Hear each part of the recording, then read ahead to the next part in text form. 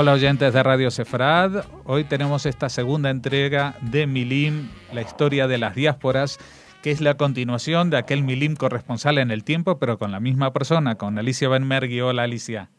Hola, ¿qué tal, Jorge? Y también para que aquellos que nos siguen desde hace tiempo, seguimos con la misma página web de referencia, que es la página www.milimcultural.com.ar, y si quieren pueden recibir semanalmente un boletín electrónico gratuitamente en su correo, suscribiéndose, mandando un mensaje a cultural@arnet.com.ar. Dicho lo cual, vamos a seguir abordando esta historia de las diásporas en la que nos encontramos prácticamente al principio, y vamos a hablar de estos primeros testimonios concretos arqueológicos, ¿no? Así es, porque en historia lo que tiene verdaderamente importancia como testimonio, como ciencia social, es aquello que puede demostrar que lo que se está diciendo es verdad, porque siempre hubo charlatanes, pero digamos que con el tema de internet, de medios de difusión al alcance de todo el mundo, apareció un montón de historiadores o de gente que escribe novelas y dice que hace historia. Y bueno, la gente que trabaja profesionalmente es muy celosa de esto, ¿viste? Entonces, puede hablar cualquiera. El tema es, bueno, vamos a decir históricamente o arqueológicamente qué pruebas, estamos hablando del mundo antiguo, qué pruebas existen para demostrar que los judíos han residido en esos lugares. Y bueno, lo que nosotros tenemos es toda una serie el hecho más común son los cementerios, las lápidas sepulcrales, que son el testimonio más importante de presencia judía. Y después las sinagogas construidas en distintos lugares, digamos, del Mediterráneo o de Oriente Medio, y también en un lugar muy insólito que vendría a ser Crimea, la península de lo que ahora es cerca del Mar Negro, de lo que ahora sería Ucrania. Así que bueno, en todos estos casos, bueno, yo quiero contar, Jorge, que una de las sinagogas más antiguas que existen son sinagogas que existen, que están en Egipto, en el Alto y en el Bajo y en el Egipto Medio, que son sinagogas del siglo III o restos de sinagogas del siglo III antes de nuestra era, lo que demuestra que había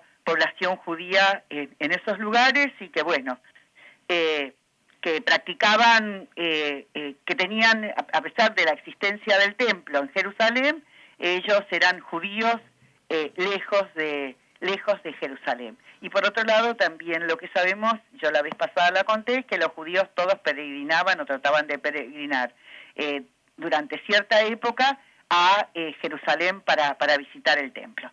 Bueno, ese es uno de los lugares donde tenemos presencia judía. Otra es la sinagoga hay una sinagoga en lo que hoy en día es Jericó, que es del siglo VI y VII de nuestra era. Esta no es tan antigua, pero después tenemos también una fuerte presencia. Esto tiene que ver con la existencia del Sanedrín, que estaba después de la destrucción del templo. Esto va a ser como una enumeración un poco desordenada, depende de las regiones y las zonas. Tenemos la existencia, no se sabe si es de una sinagoga estrictamente judía o samaritana, en Delos, en la isla de Delos, en Grecia, que es del siglo II antes de nuestra era.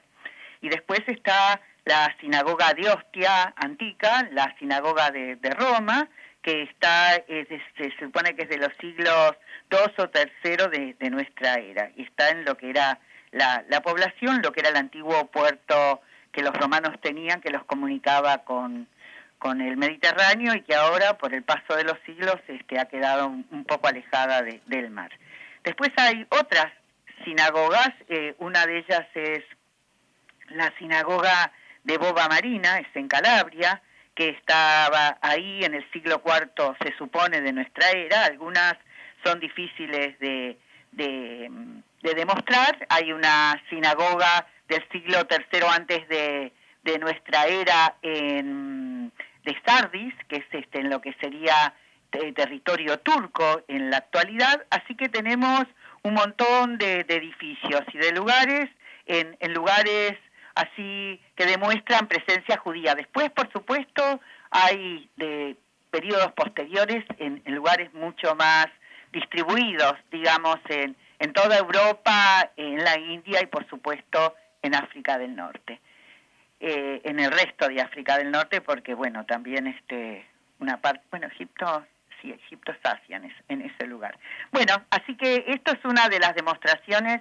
También me olvidé de mencionar una sinagoga muy importante, que espero que la guerra no la destruya, que está en Siria, es la sinagoga Dura Europos, que es del siglo II o III de nuestra era.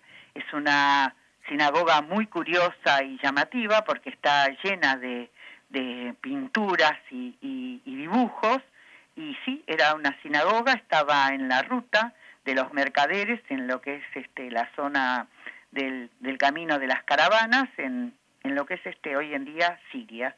Y por otro lado también había una sinagoga en Jerash, o esto sería Gerasa, en lo que es una ciudad en Jordania.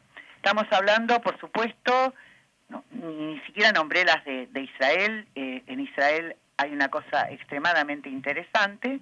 Cuando los bizantinos toman Jerusalén, es decir, cuando aparece el primer cristianismo, los judíos son expulsados de Jerusalén después de la destrucción del templo. Con el surgimiento del cristianismo y bajo los romanos, a los judíos se les prohíbe absolutamente pisar Jerusalén. Con el surgimiento del cristianismo la prohibición sigue. Se sabe después que hubo otro terrible levantamiento, porque fue terrible, en el año más o menos 140 de nuestra era. Esto tiene que ver con Bar Kokhba, y solamente los judíos pueden volver a entrar a Jerusalén con la creación del Islam y la toma de Jerusalén por parte de los musulmanes.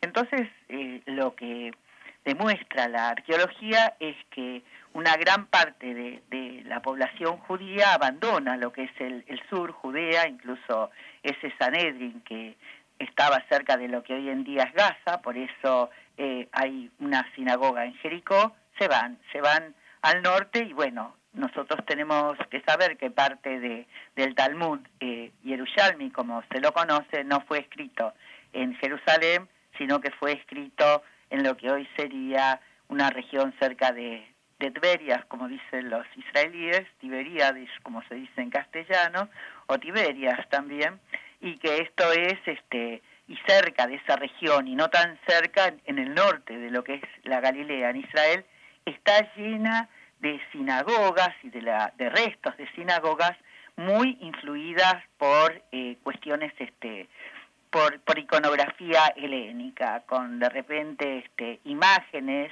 y cosas que tienen que ver con el contacto cultural que hay de los judíos con los helenos. Así que esta es una cuestión muy importante que también es necesario saber, porque muchas de estas sinagogas van a permanecer o en actividad, o estas poblaciones judías, hasta el siglo XII de nuestra era, lo que no es poco, y bueno, y abre otra expectativa sobre presencia judía en esos lugares, porque no nos olvidemos que en el siglo XII están llegando los primeros cruzados. Uh-huh. Bueno, eso es en cuanto a testimonios materiales de presencia judía.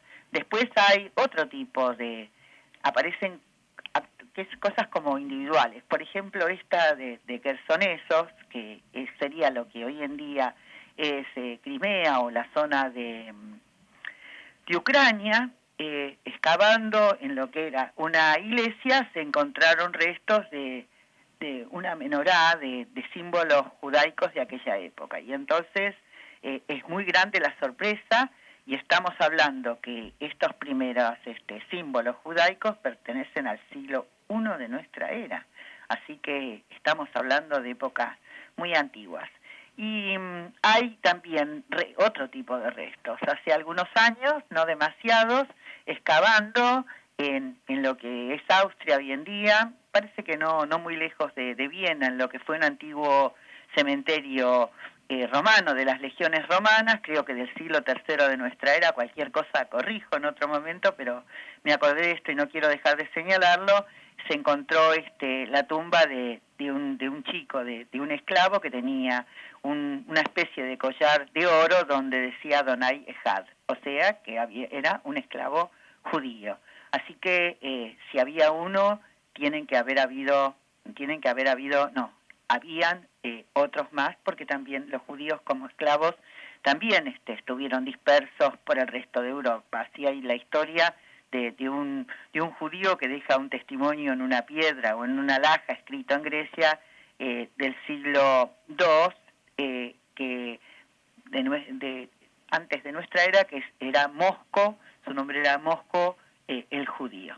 Así que bueno, esto es en principio saber que en toda Europa y Asia Menor y el Medio Oriente existieron comunidades judías, porque los judíos eran un pueblo pequeño, Israel era atacado, muchas veces parte de su población era trasladada. Tenemos las dos grandes historias de la destrucción de las 10 tribus de Israel, eso corresponde al siglo VI por parte de los asirios. Siglo VI antes de nuestra era, para que la gente... Sí, tal cual.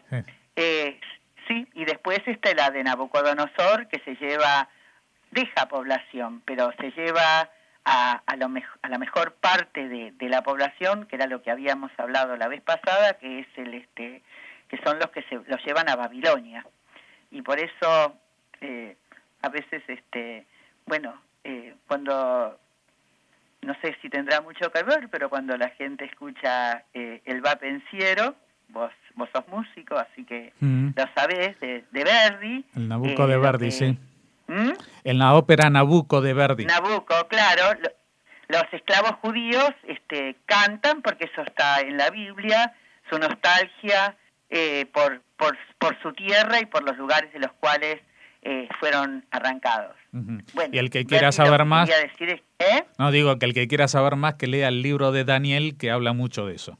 El libro bíblico de Daniel, ¿no? Sí, seguro, pero aparte de eso, trayéndola a una cosa más moderna también de lo que está hablando Verdi, basándose entre los judíos, porque él tenía amigos judíos, es que también habla de los italianos que padecen el yugo de no tener su propia nación, como toma este tema para hablar de otras cosas también.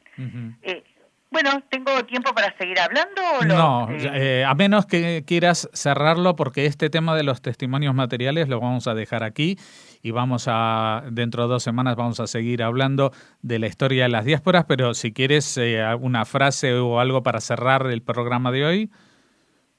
Sí, decir que los judíos, había comenzado a decir que los judíos muy tempranamente fueron o desplazados o llevados. Y entonces una cosa de la cual se habla poco, no hay mucho, es qué cosas habrá en Irán, que tiene un territorio tan extenso y donde los judíos vivieron tan tempranamente, porque, por ejemplo, lo que es Irán hoy en día fue la antigua Persia, y me imagino que también allá debe haber quedado también testimonios de una historia y de una presencia, y eso se extiende hasta la lejana Asia, donde después también hubo presencia judía. Eso quería decir. Bueno, así que seguimos la próxima... Seguimos en la próxima entrega. No se olviden, dentro de 2 semanas volvemos a encontrarnos. Les recuerdo la página donde pueden encontrar esta y otras historias, muchísimas historias sobre la historia judía, en www.milimcultural.com.ar, y si quieren pueden suscribirse y recibir en sus correos electrónicos una vez a la semana un boletín escribiendo a cultural@arnet.com.ar. Muchas gracias, Alicia Benmergui, por habernos atendido. Muchas gracias a vos, Jorge, y tener la posibilidad de poder hablar de estas cosas. Dármela a mí. Gracias.